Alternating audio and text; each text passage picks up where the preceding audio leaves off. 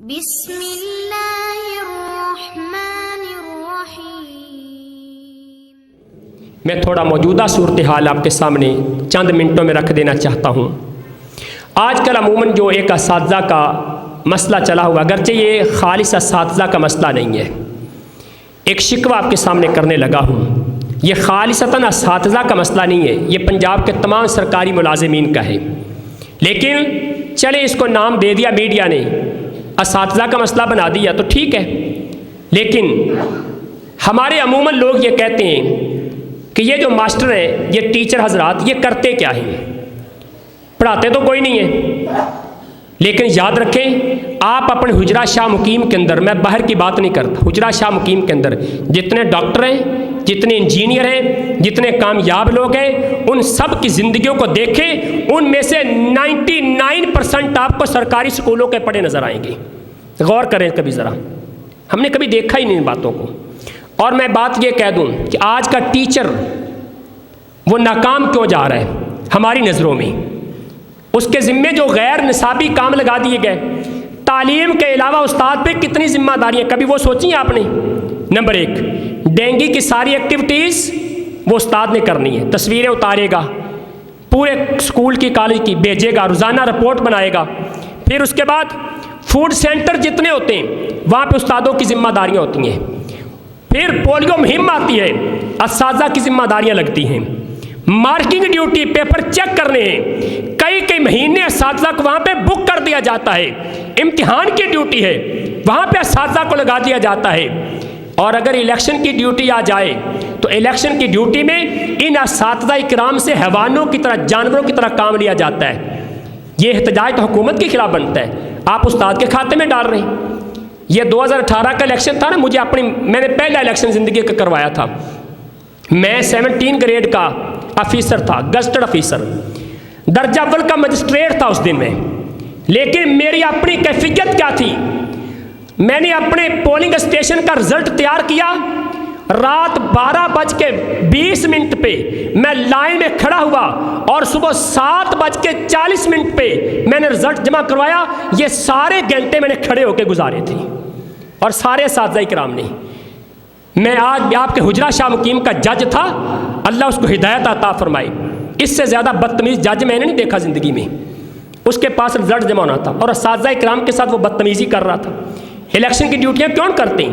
ڈبے یوں اٹھائے ہوتے ہیں، استاد ہے وہ بھاگ رہا ہوتا ہے، کبھی فوجی اس کو جھڑکیں دے رہا ہے، کبھی اس کو وہ افسر جو عملہ اس کو جھڑکیں دے رہا ہے، کبھی اس کے کاغذات پھینکے جا رہے ہیں۔ یہ سارا حال استاد کا کیا جا رہا ہے، پھر وہ ٹیچر پڑھائے گا کیا؟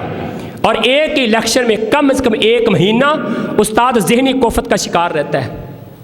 شاید ہم نے کبھی یہ سوچا ہی نہیں، یہ ذمہ داریاں استاد سر انجام دے رہا ہے۔ اس کے بعد پھر جناب والا، اگر کسی نے پاور شو کرنا نا، سیاسی پاور شو، کوئی وڈیرا صاحب آ رہے ہیں تو اساتذہ اکرام پہ ذمہ داری ہوتی ہے، تم نے وہاں پہنچنا ہے، کوئی اور جائے یا نہ جائے، وہاں پہ باقاعدہ حاضری لگتی ہے ان کی۔ یہ پچھلے دنوں شہباز شریف صاحب آئے تھے قصور میں، اساتذہ اکرام کے وہاں پہ حاضریاں لگی تھی، جاؤ بھی وہاں پہ خاک پڑھائیں گے وہ۔ اگر سال کے اندر 365 دن ہیں تو ان 365 دنوں کے اندر گرمی کی چھٹیاں نکال دیں، باقی جتنے دن بنتے ہیں ان میں سے 3 حصے استاد دوسرے کام کرتا، اس کو ٹیچنگ کا موقع ہی نہیں دیا جاتا۔ کبھی آپ گراؤنڈ ریالٹی دیکھیں، حقیقت کو کبھی غور سے دیکھیں۔